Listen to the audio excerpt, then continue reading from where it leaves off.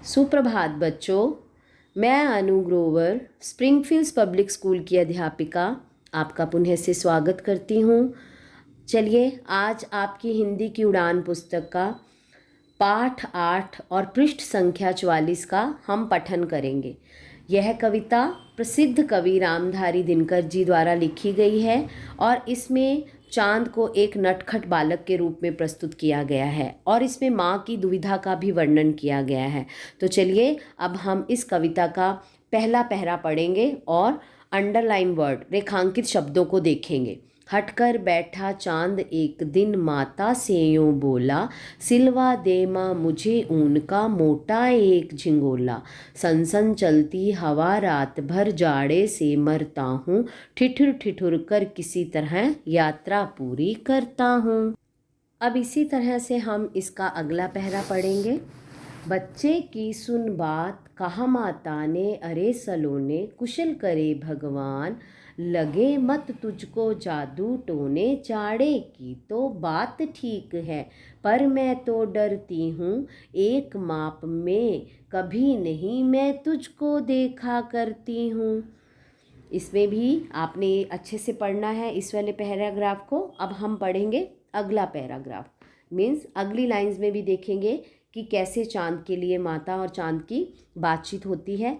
कभी अंगुल भर चौड़ा कभी 1 फुट मोटा, बड़ा किसी दिन हो जाता है और किसी दिन छोटा। घटता बढ़ता रोज किसी दिन ऐसा भी करता है, नहीं किसी की आँखों को तू दिखलाई पड़ता है। अब तू ही यह बता, नाप तेरी किस रोज लिवाए, सीधे एक झिंगोला जो हर रोज बदन पर आए। तो बच्चों अब हमने इस कविता का पठन किया है और मैम के द्वारा रेखांकित किए गए शब्दों को अब आपने अपनी अभ्यास पुस्तिका में पीडीएफ की सहायता से रेखांकित करना है और उसका अभ्यास भी करना है। ठीक है, तो अभी हम लोग आपकी पुस्तक का पृष्ठ संख्या 46 को निकालेंगे और उसका अभ्यास कार्य करेंगे, जिसमें लिखा हुआ है दिए गए वाक्यों के सामने सही या गलत का निशान लगाओ। तो चलिए इसमें क भाग है, चांद मिठाई की हट कर रहा था। क्या आएगा ये? गलत, मिठाई की हट नहीं कर रहा था। चांद हमेशा एक नाप में दिखाई देता है, गलत।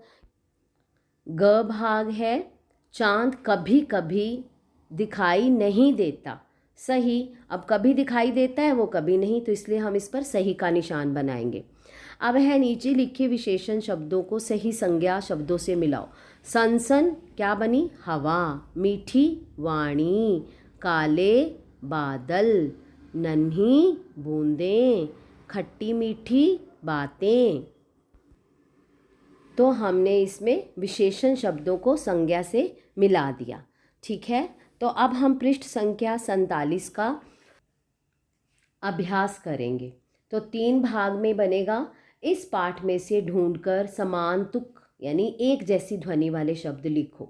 बोला झिंगोला, मोटा छोटा, पढ़ता बढ़ता।